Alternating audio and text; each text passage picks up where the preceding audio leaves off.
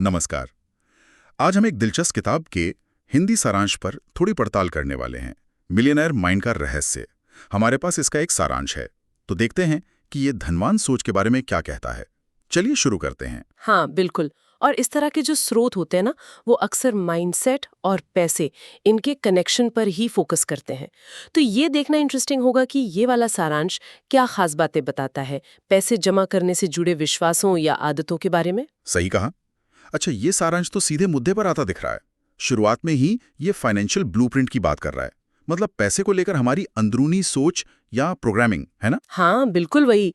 और सारांश ये कहता है कि अगर बचपन से ही पैसे को लेकर कुछ गलत धारणाएं बैठ गई मन में, तो फिर बड़े होकर फाइनेंशियल सक्सेस पाना वो थोड़ा मुश्किल हो जाता है। ये तो है। और सारांश में ना इस ब्लूप्रिंट को बदलने पर काफी जोर दिया गया है। एक बात मुझे काफी दिलचस्प लगी इसमें, अमीर और गरीब सोच वाले लोगों में एक बड़ा फर्क बताया गया है। कौन सा वाला? कि अमीर लोग जो हैं वो पैसे का खेल जीतने के लिए खेलते हैं, जबकि गरीब या जो मध्यम वर्ग हैं वो बस हार से बचने के लिए खेलता है। ये सोच का फर्क कैसे असर डालता है नतीजों पर? सारांश कुछ कहता है इस बारे में? हाँ हाँ बताता है। जीतने के लिए खेलना का मतलब है कि आप बड़े लक्ष्य रखते हैं, आप मौकों पर ध्यान देते हैं, और जो परिकल्पित जोखिम होते हैं ना, कैलकुलेटेड रिस्क्स, उनसे डरते नहीं। अच्छा। और दूसरी तरफ हार से बचने के लिए खेलना, वो होता है बस सुरक्षा चाहना, छोटा सोचना और जोखिम से बचना। तो सारांश के हिसाब से जब आप सिर्फ सेफ रहना चाहते हैं ना, हाँ। तो आप वो बड़े मौके गवा देते हैं जो असल में वेल्थ बिल्डिंग के लिए जरूरी होते हैं। अच्छा, तो मतलब ये सिर्फ सोच की बात नहीं है, ये एक्शन लेने की भी बात हुई फिर। बिल्कुल, एक्शन ही तो सोच को असलियत बनाता है। सारांश में एक और आइडिया है जिस पर ध्यान गया मेरा।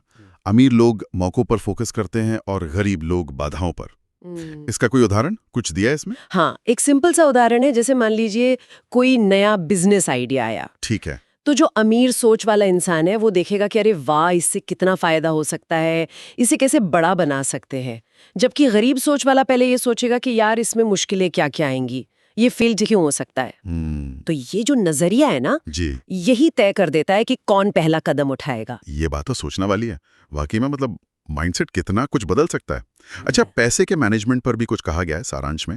वो जार सिस्टम की बात काफी होती है इस किताब के कॉन्टेक्स्ट में। हाँ, उसका जिक्र है, बहुत डिटेल में नहीं पर है।